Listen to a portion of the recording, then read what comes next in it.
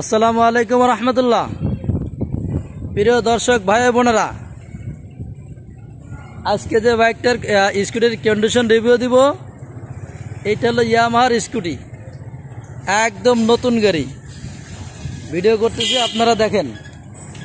যারা একটা নতুন গাড়ি স্কুটি খুঁজতেছেন তারা এই বাইকটা দেখতে পারেন, একদম নতুনের মতো। এখনো পর্যন্ত চাক্কার ফুলডি পরে নাই। এই দেখেন চাক্কাগুলো খেয়াল করেন, এখনো চাক্কার ফুল পরে নাই।